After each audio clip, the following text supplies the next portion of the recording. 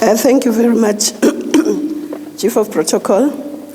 Your Excellency, Honorable Simbarati, Chairperson of the Executive Council, Minister of Foreign Affairs of the Republic of Zimbabwe, Honorable Ministers, members of the Executive Council and heads of delegations, Honorable Ministers and high-level officials from capitals, Excellency Dr. Carlos Lopez, Executive Secretary of UNECA, Your Excellency Arestus Mwenja, Deputy Chairperson of the AU Commission and other commissioners, Excellency Akina Adesina, President of the African Development Bank, Your Excellency Dr. Ibrahim Mayaki, CEO of NEPAD, representatives of AU organs, Excellencies, members of the PRC, Excellencies, Executive Secretaries of the RECs and AU representatives and liaison offices, officials from capitals, the AU Commission and other organ members of the Diplomatic Corps, distinguished representatives of international organizations, Excellencies, distinguished ministers and guests from across the world, ladies and gentlemen. A warm welcome on behalf of the AU Commission to this 28th ordinary session of the Executive Council and to the headquarters of the African Union in this vibrant city of Addis Ababa. A special and warm welcome to all the new members of the Executive Council who are joining us for the first time. Excellencies, as we gather at this summit to reflect on the year behind us and plan for the year ahead, let me start with one of the key tenets of the AU vision: to build an Africa that is driven by its citizens. This matter is particularly relevant as we celebrate 2016 as the Year of Human Rights, with particular focus on the rights of women. The Africa we want in Aspiration 6 is Africa whose development is people-driven, relying on the potential of African people, especially its women and youth, and caring for children. So Agenda 2063 is not a program of the AU, but belongs to the African people in all their diversities. Agenda 2063 belongs to the artists, the songwriters, the poets, the writers, praise singers, dancers, sculptors, filmmakers, cultural workers, because they are the ones who can give expression to our hopes, our fears, our dreams, our aspirations, and who speak to our souls and our consciences. When they compose songs, poems, plays about Agenda 2063, we will know indeed that our renaissance has started. Agenda 2063 belongs to the youth, whose energy, daring, and creativity they force us to question the conventional truths about the continent, and who challenge us to think in different ways of tackling today's challenges. They are our future, and therefore must participate in working with us to shape that future today. Agenda 2063 belongs to women and girls whose resilience and caring, their strength in the face of adversity, their commitment to creating a better life for all their children, their communities should inspire us all. Without their full participation, our transformation, the rebirth of our civilization, will be less inclusive, less secure, less human, and much less transformative.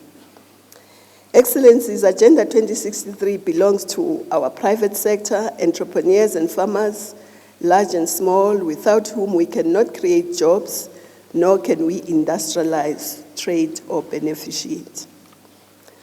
Agenda 2063 belongs to the children of Africa, who have every right to demand their rights to education, to safety, to good nutrition, to reach their full potential, and to be children. Indeed, Agenda 2063 belongs to all African citizens, men and women, young and old, rural and urban, as well as our diaspora. Excellencies, as we therefore reflect on last year and the year ahead of us, we must strengthen the initiatives aimed at the different sectors I've mentioned. Much of 2015's focus on young people was on the many who perished whilst crossing the Sahel and Mediterranean Sea in search for a better life, or the few lured by extremists. And yet, across the length and breadth of the continent, and against great odds, young entrepreneurs and innovators are doing extraordinary things in their communities, universities, civil society, and in business, tackling Africa's social problems in innovative ways with just a little bit of support and encouragement. Today, we will once again have the intergenerational youth dialogue, with this year's focus on how we can reap the demographic dividend through the skilling and economic empowerment of young people. At the Mekele retreat that just concluded, the report on critical skills on Agenda 2063 highlighted the huge skills gap in virtually every high level: technical, engineering, vocational, and research skills. We require a massive and concerted continental intervention. That is why all along we have been talking about a skills revolution. Excellencies, during the celebration of Africa Youth Day in December last year, our young people from across the continent gathered to discuss the formation of AU clubs in universities so that they can be informed about developments in the continent, make their inputs, and participate in the implementation of the priorities of Agenda 2063. The Baida Ministerial Retreat of the Executive Council in January 2014 identified the need for an African economic dialogue platform to allow for a strategic discussion between government, business, and academics on the major tasks that the continent must tackle together. We are pleased to announce that the inaugural chapter of this platform will be held in Mauritius this year, 2016, from 14 to 15 April.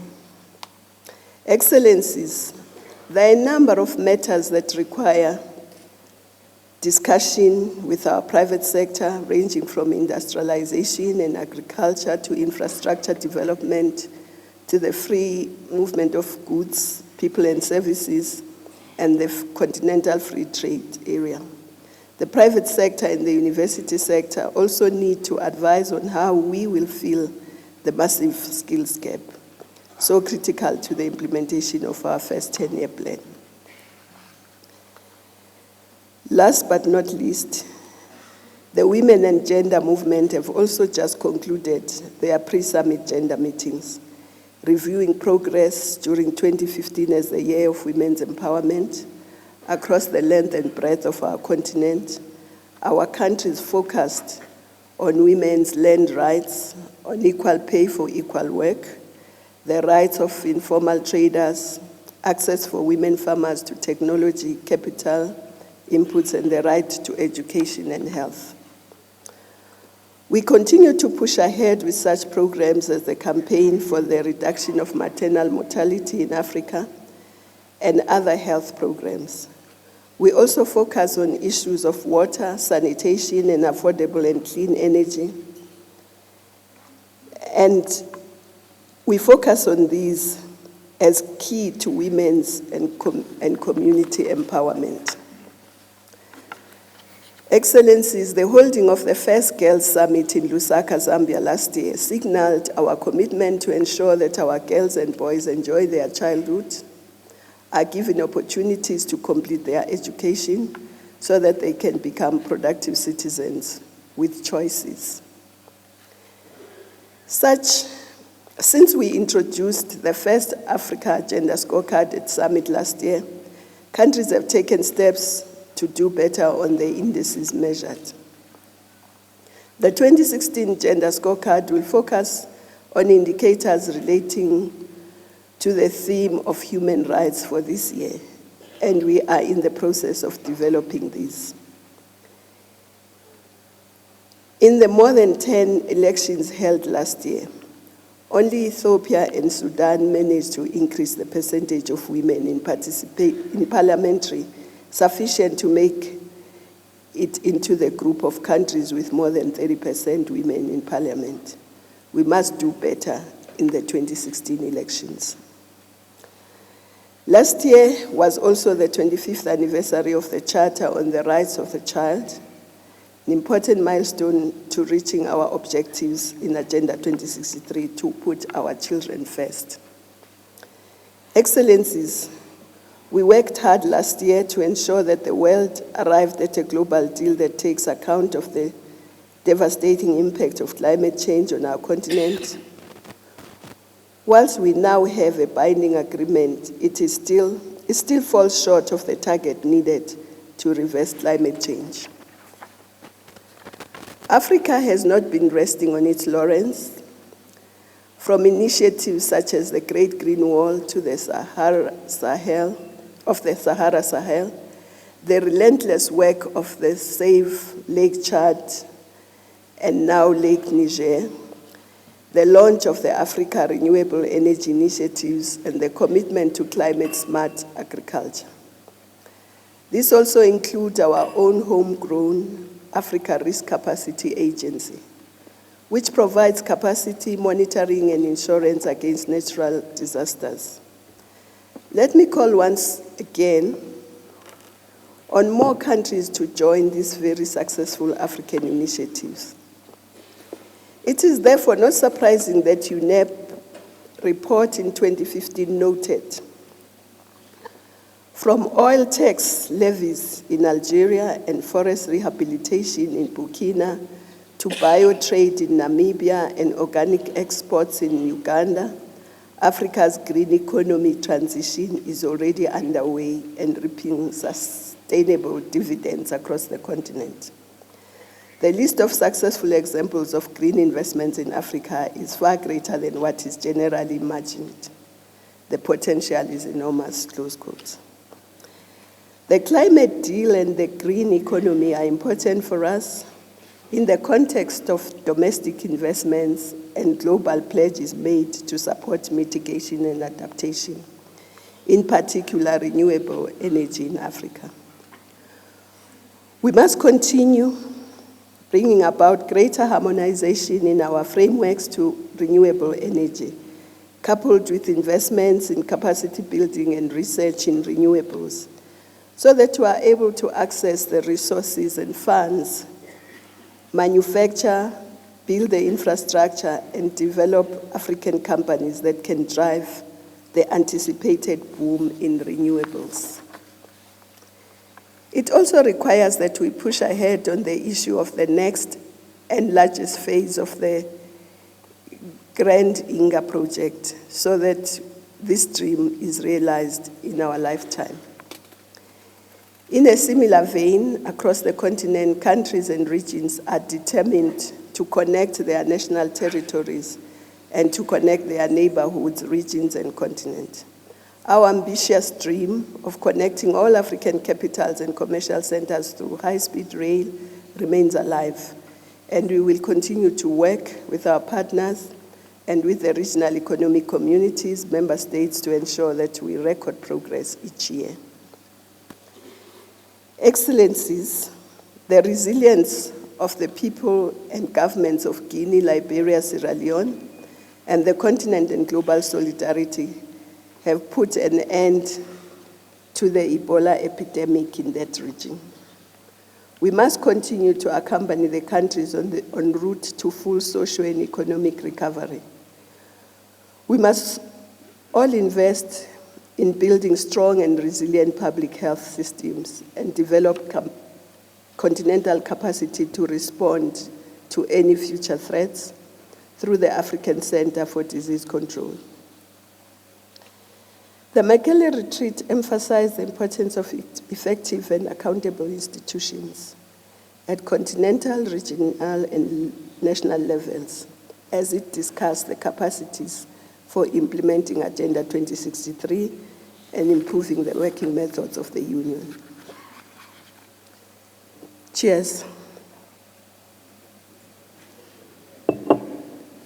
Institutions and staff by personnel, and particularly those in our public services and institutions, should have the necessary skills and qualifications, but also be committed to serve the people, be diligent and hardworking.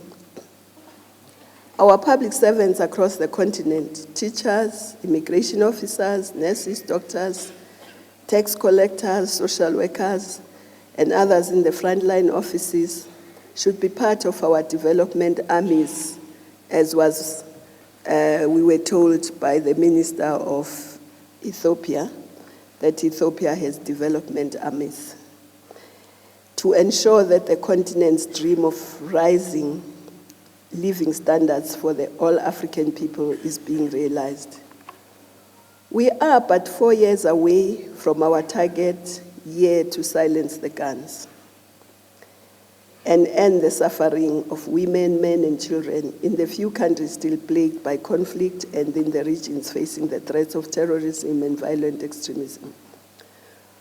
We must not be deterred from our goal of bringing about peace so that the peoples of Mali, South Sudan, Darfur, Libya, Somalia, Niger, Nigeria, and many others can live in peace and harmony and can join the march towards the Africa we want. Excellencies, we must also not relent on our efforts to ensure that the peoples of Western Sahara and other territories still denied the right to self-determination are able to determine their own future. The issue of Western Sahara has been handled by the UN, and we really need to push the UN to ensure that it does everything that should be done to move the process of Western Sahara forward. It is really not acceptable that for so long nothing has happened in that issue. Last but not least, there are a number of developments that require specific attention, lest it derail our march towards transforming our continent. These include the collapse of the commodity prices, slowing global demand, and droughts, and other extreme weather related to the El Niño effect, such as the floods we have seen in Western Sahara, Zambia, and Mozambique. We must ensure that we respond to these shocks in a manner that safeguards the progress we are making and ensure that the remedies are not worse than what we seek to cure. We look forward to the roundtable of finance ministers and ministers of planning and agriculture planned for April this year to advise on a common response to these matters. We indeed have an ambitious program before this summit and for 2016. Let me therefore remind us of the words of Kwame Nkrumah when he said, "The task ahead is indeed great, and heavy is the responsibility. And yet it is a noble and glorious challenge, a challenge which calls for the courage to dream, to believe, and to dare. The courage to do, to envision, and to fight. The courage to work, and the courage to achieve the highest and the fullest greatness. Dare we ask for more in life?" I thank you.